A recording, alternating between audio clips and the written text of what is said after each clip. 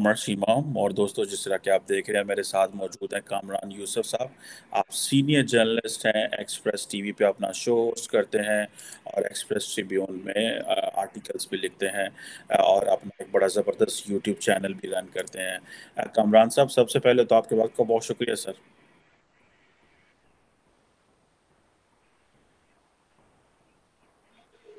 बहुत शुक्रिया कमर साहब, प्रोग्राम में बुलाने के लिए। कामरान साहब, आपने एक आर्टिकल लिखा है एक्सप्रेस ट्रिब्यून में, जिसमें आपने कहा कि जो कश्मीर है उसको पाकिस्तान को बैक बर्नर पर डाल देना चाहिए। क्या पाकिस्तान को वाकई डाल देना चाहिए? आप क्या समझते हैं? आपने कुछ बातें की कि जनरल कमर जावेद बाजवा जो हैं, उनके हवाले से और कुछ सहाफ़ियों से मिले। आपकी क्या अंडरस्टैंडिंग है?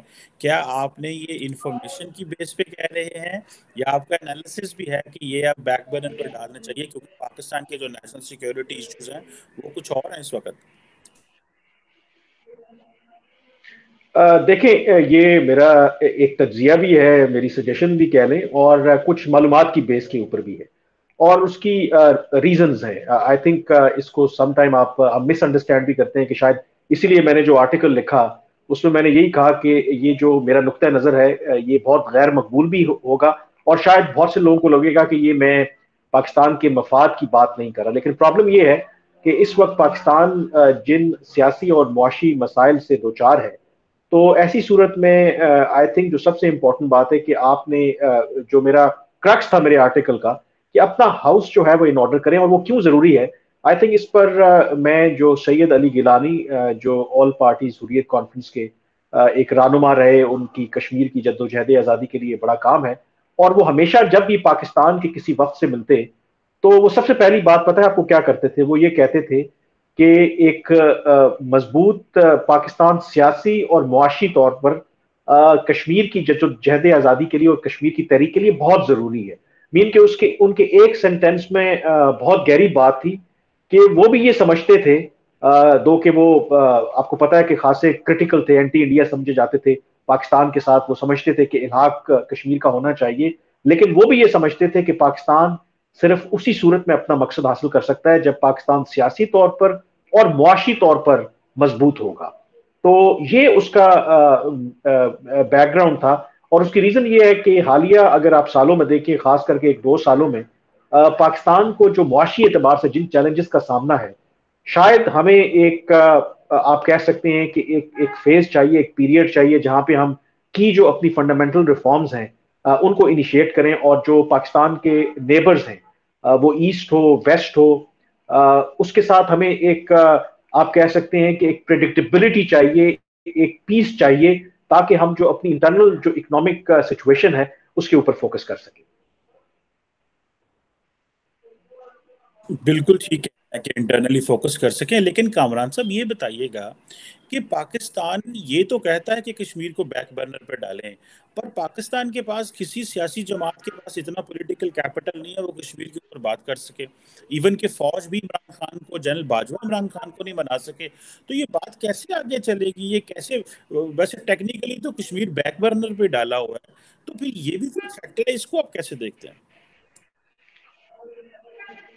अब देखिए, जो कश्मीर बैक बर्नर पर डालने की जो बात है ना, कि शायद इस सेंटेंस से एक नेगेटिव कॉनोटेशन भी आती है कि जैसे आप कश्मीर पे जो है जो भी पाकिस्तान का एक मौकफ है उससे पीछे हट जाए। आई थिंक इसमें वजाहत की जरूरत है। देखिए, हमारे पास एक मॉडल्स मौजूद हैं। कुछ लोग जो जिक्र करते हैं, लेट से चीन है, चीन का ताइवान उसको अपना वो हिस्सा समझता है, लेकिन ताइवान के अंदर एक इंडिपेंडेंट गवर्नमेंट जो है वो काम कर रही है, वहां पर बिल्कुल एक सेपरेट निजाम है। चीन इतनी बड़ी अब दुनिया की ताकत है, वो चाहे तो वहां पे उस पर कब्जा भी कर सकते हैं, लेकिन वो ऐसा नहीं करते। और वन चाइना जो पॉलिसी है उसको अमेरिका भी कहता है कि जी ताइवान बुनियादी तौर पर चीन का हिस्सा ही है, बाकी दुनिया भी मानती है। लेकिन वो बिकॉज उनका जो इस वक्त तरजीहात है वो कुछ और नौयत की हैं, तो वो फिर उस तरह से मामला को नहीं लेके आगे चलते। एक ईगो का इशू नहीं बनाया हुआ, अपनी जो तरक्की है उसकी राह में उसको रुकावट नहीं बनाया हुआ कि जी पहले ताइवान का मसला हल होगा तो बाकी हम तमाम चीजें करेंगे। सेम इसी तरह आई थिंक जो कश्मीर का जो मामला है, इसके ऊपर हमने जो सबसे इंपॉर्टेंट बात है कि जो मैंने अपने आर्टिकल में भी लिखा, कि पाकिस्तान के पास एक वक्त था कि हम बहुत अच्छी डील कर सकते थे इंडिया के साथ, और बेहतर बारगेन हो सकती थी। दो तीन उसकी रीजंस हैं। अगर आप चले जाएं लेट 90s में, उस वक्त अगर आप देखें तो अमेरिका जो भारत है, वो तो मुआशी तौर पर अभी वो टेक ऑफ कर रहा था। दूसरा, जो अमेरिका के साथ उसकी जो स्ट्रेटेजिक पार्टनरशिप है, वो भी अभी उस तरह से नहीं डेवलप हुई थी। चीन एक अमेरिका के लिए बहुत बड़ा खतरा नहीं था। पाकिस्तान दूसरी तरफ अमेरिका का और मगरब का इत्तेहादी था। उसको डॉलर्स भी मिल रहे थे, इमदाद भी मिल रहे थे, और अमेरिका को पाकिस्तान की जरूरत भी थी अफगानिस्तान के हवाले से। तो उस वक्त दो तीन ऐसे मौके आए, मसलन जो वाजपेयी साहब हैं, लाहौर यात्रा पर जब वो आए और बीजेपी का लीडर होने के नाते उन्होंने बाकायदा तौर पर इस बात का एतराफ किया कि कश्मीर का जो मसला है वो हल तलब है। फिर कारगिल हो गया, आपको पता है, और वो सारा जो इनिशिएटिव है वो जाया हो गया। इवन मुशर्रफ के आने के बाद, अगर आपको पता है कि 2004 और 2007 से लेकर एक बहुत जबरदस्त पीस प्रोसेस चला, और उस पीस प्रोसेस में भी एक इतना प्रॉमिसिंग था कि इवन के कश्मीर पर वो नॉन पेपर्स जो हैं वो शेयर हुए। सियाचिन और सर क्रीक पर कहा जाता था कि ऑलरेडी शायद मुआहदे के करीब थे। मनमोहन सिंह साहब अगर पाकिस्तान के अंदर वकला की तहरीक जन्म ना लेती तो गालिबन 2007 की शुरू में मनमोहन सिंह साहब पाकिस्तान आते और सर क्रीक और सियाचिन पर मुआहदों पर दस्तखत हो जाते और कश्मीर का भी कोई हल निकल आता। अब अगर आप हालात देखें कि वो अपॉर्चुनिटीज हमने जाया की, फिर मुंबई वाला मामला हुआ क्या है कि अब भारत जो है एक तरफ मुआशी एतबार से अब उसका जो क्लाउड है वो बढ़ता जा रहा है। फिर उसकी अमेरिका के साथ जो स्ट्रेटेजिक पार्टनरशिप बढ़ी है, उसके नतीजे में जाहिर है कि फिर उसका जो कद काठ है और भी बढ़ रहा है। दूसरी तरफ पाकिस्तान आगे जाने के बजाय पीछे जा रहा है। हमारे पास एक से बढ़कर एक क्राइसिस हमारी तरफ आ रहा है। तो अब जो सिचुएशन बन गई है, अगर आज मैं कहता हूं कि भारत अगर खुला दिल से कहे भी कि चले जी मुज़ाकरात करते हैं, कश्मीर के मसले का हल ढूंढते हैं, तो मुझे ये बताएं कि एक ऐसे मुल्क के साथ जो मुआशी तौर पर कमजोर है, जो सियासी अदम इस्तेहकाम का शिकार है, कौन भारत क्यों पाकिस्तान को किसी भी तरह की कंसेशन देगा? तो आई थिंक ऐसी सूरत में ये फॉर द टाइम भी इसको आप कह लें कि पसे पुश डाल दें, अपने असूली मौके पर बेशक रहें, लेकिन इसको अपने पाकिस्तान की इस वक्त जो मसाइल हैं, एक सख्त कंडीशन नहीं बनाना चाहिए। पाकिस्तान को कहीं ना कहीं लचक शो करनी पड़ेगी। और जो आपने बात की कि सबसे बड़ी जो रुकावट माजी में रही वो हमारी एस्टैब्लिशमेंट रही, क्योंकि मुझे लगता है कि पीपल्स पार्टी हो या नून लीग हो, दे आर कन्विंस्ड, क्योंकि वो सियासी हुकूमतें हैं, उनका एक इकोनॉमिक रिफॉर्म का एजेंडा होता है, और उनको पता है कि भारत के साथ ताल्लुकात बेहतर किए बगैर ये मुमकिन नहीं है कि पाकिस्तान अपना ट्रू जो इकोनॉमिक पोटेंशियल है उसको रियलाइज कर सके। इसीलिए पीपल्स पार्टी ने भी, नून लीग ने भी सक्सेसिवली परसू किया कि भारत के साथ किसी तरीके से कोई जो पीस प्रोसेस है वो आगे बढ़े। अब क्योंकि सिक्योरिटी एस्टैब्लिशमेंट है, उसके अंदर भी ये रियलाइजेशन मौजूद है, और जनरल बाजवा जो हैं, शायद उनके जो सेकंड खास करके जो टर्म थी वो बहुत ज्यादा कीन थे और बहुत ज्यादा ईगर थे। लेकिन मैं आपकी इस बात से इत्तेफाक करता हूं कि ये जनरल बाजवा की, जनरल फैज की भी टू द एक्सटेंट ये नाकामी है। आप तो इमरान खान की बात कर रहे हैं, वो इवन शाह महमूद कुरैशी तक को मैनेज नहीं कर सके, क्योंकि शाह महमूद कुरैशी ने भी बड़ा मरकजी किरदार अदा किया कि ये जो अब खबरें आ रही हैं कि शायद एक विजिट प्लान हो रहा था, भारतीय वज़ीर आज़म मोदी साहब पाकिस्तान के दौरे पे आते, तो उसको स्कटल करने में और इमरान खान साहब को डराने में जो मरकजी किरदार अदा किया, जो मेरी मालूमात है, वो शाह महमूद कुरैशी थे। क्योंकि शाह महमूद कुरैशी ने इमरान खान साहब को कहा कि ये आप क्या कर रहे हैं, आपको पता है कि इसकी जो पॉलिटिकल कॉस्ट है वो इतनी ज्यादा है कि आपका तासुर ये जाना है कि जनाब आपने तो कश्मीर का सौदा कर दिया है। और फिर इमरान खान साहब वैसे तो अपने आप को बहुत बड़ा लीडर कहते हैं, तो वो उस बात से डर गए और पीछे हट गए। और शायद जहां इख्तलाफात की और बहुत सी वजूहत थी जनरल बाजवा और इमरान खान के दरमियान, ये भी मेरे ख्याल में एक बहुत बड़ी वजह थी, क्योंकि जनरल बाजवा ने बहुत ज्यादा इन्वेस्ट किया था, जो मेरी मालूमात है, कि इंडिया के साथ मामला को आगे लेके चलना है, लेकिन इमरान खान साहब ने ऐसा होने नहीं दिया। बिल्कुल, आपने ये बड़ा खूबसूरतली बताया कि इमरान शाह महमूद कुरैशी बेसिकली एक स्पॉइलर हैं। वो भले अमेरिका के साथ हो, चले अमेरिका को तो छोड़ें, लेकिन इंडिया और पाकिस्तान के लिहाज से एटलीस्ट वो एक स्पॉइलर हैं, और वो उन्होंने वो कहा ट्रेड भी ना होने दी। कमरान साहब, अब क्या समझते हैं? आपने पीटी पीपल्स पार्टी का और पीएमएलएन का जिक्र किया, आपने पीटीआई का जो जिक्र किया वो जो स्पॉइलर किया है। पीटीआई वही किरदार कर रही है इस वक्त जो किसी दौर में शायद जमात इस्लामी करती होगी, या दाएं बाजू की मजहबी जमातें करती होगी, या जो है वो इस्टेब्लिशमेंट करती होगी। क्या आप समझते हैं कि जिस तरह का हौच पौच निज़ाम पाकिस्तान में है, अनसर्टन कंडीशन है, पोलराइज्ड पॉलिटिकल एनवायरनमेंट है, 2023 में अगर मैंडेट डिवाइडेड आता है तो पाकिस्तान तो अगले 5 साल खुद ही बात नहीं कर सकता, तो हम इंडिया से को कैसे इंगेज कर सकेंगे? या क्या आप समझते हैं कि ये जो एस्टैब्लिशमेंट है ये सियासी दलों को इकट्ठा कर पाएगी? देखिए, इस वक्त जो सबसे इंपॉर्टेंट इशू है, वो बात आपकी बिल्कुल ठीक है कि कोई भी जो मुल्क है, जाहिर है कि भारत के साथ हमारे बहुत से इश्यूज हैं जो हल तलब हैं। तो यकीनी तौर पर जो भारत है वो सबसे पहले जो चीज देखता है, हालांकि ये जब पीडीएम की गवर्नमेंट आई थी, क्योंकि इसमें वो जमातें नून लीग और पीपल्स पार्टी जो भारत के साथ ताल्लुकात को बेहतर करने की ख्वाह हैं, और जब ये गवर्नमेंट आई तो एक उम्मीद की किरण थी कि शायद दो कि इनके पास टाइम कम है कि मामलात हो सकता है कि पॉजिटिवली आगे बढ़े। लेकिन सबसे बड़ी वजह कि मामलात इसलिए आगे नहीं बढ़े क्योंकि इस गवर्नमेंट का अपना पता नहीं है कि इन्होंने कितने अरसे तक रहना है। तो फिर क्यों भारत जो है या कोई भी और गवर्नमेंट जो है कि वो एक ऐसी हुकूमत के साथ कि जिसके अपने मुस्तकबिल का पता नहीं है, वो उनके साथ कोई बातचीत इनिशिएट करेगी। तो आई थिंक इसके अंदर जो सबसे इंपॉर्टेंट पहलू अगेन बहुत जरूरी है कि पाकिस्तान के अंदर एक पॉलिटिकल स्टेबिलिटी हो, एक ऐसी गवर्नमेंट आए जिसके पास भरपूर मैंडेट हो, और एटलीस्ट एक एलिमेंट ऑफ प्रिडिक्टेबिलिटी हो कि जो गवर्नमेंट आएगी कम से कम वो अपनी जो टर्म है वो पूरी करेगी। और अगर ऐसा होगा तो देन ऑब्वियसली उस प्रोसेस को इनिशिएट किया जा सकता है। लेकिन जो भी गवर्नमेंट आती है, आपने कहा ना कि जो इस साल इंतखाबात का साल है, जो गवर्नमेंट आती है इस वक्त जो सूरत हाल है, आई थिंक कोई भी गवर्नमेंट ये अफोर्ड नहीं कर सकती कि वो भारत के साथ अननेसेसरली ताल्लुकात तो वैसे ही खराब है, वैसे ही टेंशन चल रही है, उसमें मजीद कोई जो है मुश्किलात पैदा करे।